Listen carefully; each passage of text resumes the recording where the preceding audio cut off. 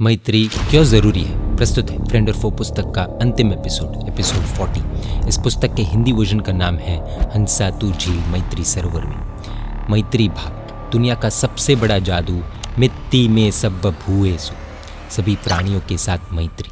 ये भावना सबसे बड़ी है जो पूरे विश्व को जोड़ती है। मैत्री भावना यानी कि हर जीव के हित की कामना, चाहे वो दोस्त हो, अनजान हो या दुश्मन हो, कोई छूटना नहीं चाहिए।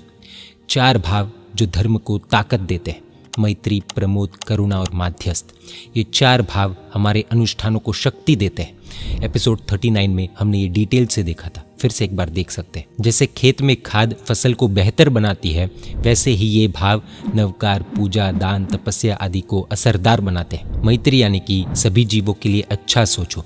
प्रमोद यानी कि अपने से बेहतर को देखकर जलन नहीं, खुशी। करुणा यानी कि कमज़ोर को तिरस्कार नहीं, दया। माध्यस्थ यानी कि जो अज्ञान में डूबे रहे उनके लिए गुस्सा नहीं, उपेक्षा। पूज्यश्री कहते हैं कि मैत्री सबसे ज़रूरी है, इसे अपनाओ, बाकी तीन अपने आप आएंगे। बिना मैत्री के बाकी भाव आने मुश्किल है। क्यों ज़रूरी है मैत्री? आध्यात्मिक और भौतिक नज़रिए से देखें तो आध्यात्मिक क्षेत्र में जो हमसे ऊंचे है उनके लिए ईर्ष्या नहीं, उनकी तारीफ करो। भौतिक क्षेत्र में जो आगे है उनसे जलन मत करो, खुश हो। निम्न जीव अगर हो तो आध्यात्मिक रूप से कमज़ोर के लिए करुणा, भौतिक रूप से कमज़ोर के लिए मदद। और उपेक्षा भाव कहाँ पर रखने?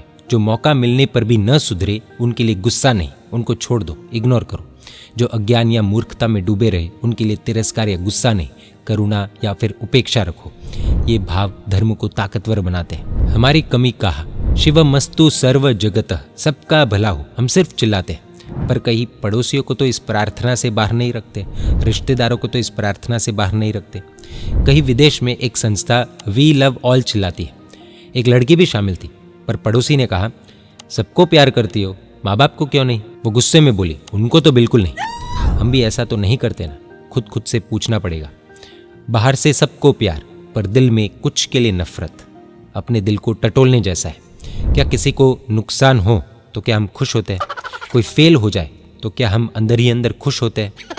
क्या किसी की तकलीफ सुनकर मज़ा आता है? जिनके साथ अनबन है उसका बच्चा यदि फेल हो जाए अथवा वो परेशान हो जाए अथवा उसका व्यापार डूब जाए और हम अंदर ही अंदर खुश हो जाए तो ये शत्रुता है। इनके लिए शिवमस्तु में जगह नहीं। कहीं ऐसा तो नहीं हो रहा है ना? खुद से पूछना पड़ेगा। मन मंदिर में परमात्मा। झांझड़ शाह ने कहा मेरे संग का एक भी व्यक्ति अनामंत्रित हो, यानी कि इनवाइट नहीं किया गया हो, तो मैं राजमहल में नहीं जाऊंगा। वैसे ही परमात्मा कहते हैं तेरे दिल में एक भी जीव के लिए नफरत हो तो मैं अंदर नहीं आऊंगा। दिल का दरवाज़ा सबके लिए खोलो, वरना परमात्मा भी बाहर रहेंगे, ऐसा पूज्यश्री का कहना है। चमत्कार का रास्ता। शत्रुओं की लिस्ट बनाओ, रोज़ उनके नाम याद करो और गुनगुनाओ। भगवान इनका भला करो, भगवान इनका भला करो।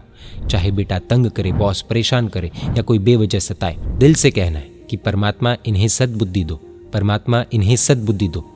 ये रटन, ये प्रार्थना चमत्कार करेगी। जैसे कपड़े का जिद्दी दाग ज़्यादा साबुन और मेहनत मांगता है, वैसे ही वैर वालों के लिए ज़्यादा मैत्री भाव चाहिए।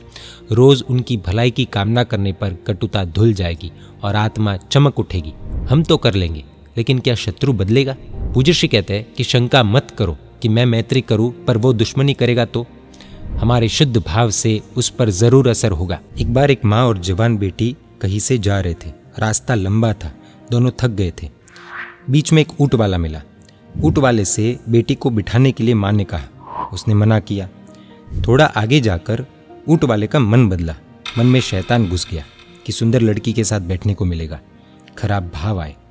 उसने कुछ समय के बाद कहा कि बेटी को बिठा दो, लेकिन अब माँ को भी शक हो गया। उसने कहा नहीं, अब पैदल ही चलेगी। दोनों के विचार एक दूसरे तक पहुंचे। ऊँट सवार चौकन्ना हो गया। इस माँ को मेरे कुविचार की गंध आ गई क्या?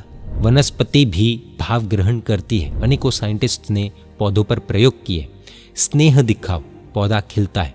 तिरस्कार करो, मुरझाता है। तो इंसान पर क्यों नहीं असर होगा? बिल्कुल होगा और होता है। मैत्री से पुण्य। पूज्यश्री का सभी के लिए संदेश है, ये मेरा मित्र है, ऐसा सोचने से शत्रु मित्र बन जाता है। विश्व के हर जीव के लिए सद्भाव रखना ये सबसे बड़ा पुण्य देता है। जिन नाम कर्म, सौभाग्य नाम कर्म जैसे श्रेष्ठ पुण्य इससे मिलते हैं। परमात्मा के जन्म से पहले ही इंद्र का सिंहासन हिलने लगता है, 56 दिक् कुमारियां नाचने लगती है। ये सब मैत्री और विश्व प्रेम की ताकत है। क्या करें? दिल के ताले तोड़कर सबके लिए दरवाज़ा खोलना है। शत्रुओं की लिस्ट बनाकर रोज़ उनके लिए प्रार्थना करनी है। छोटी छोटी नफरतें छोड़कर पड़ोसियों, रिश्तेदारों को माफ़ करना है और माफ़ी मांगनी है। दिल खोलकर माफ़ी मांगनी है। हर अनुष्ठान में मैत्री करुणा डालेंगे तो वो ताकतवर बनेंगे। मैत्री भाव अपनाने पर शत्रु मित्र बनेंगे, अनुष्ठान चमकेंगे और परमात्मा हमारे दिल में बसेंगे। ये चमत्कार है, आजमा कर देख सकते हैं। तो यहाँ पर फ्रेंड और फो सीरीज़ पूरी होती है।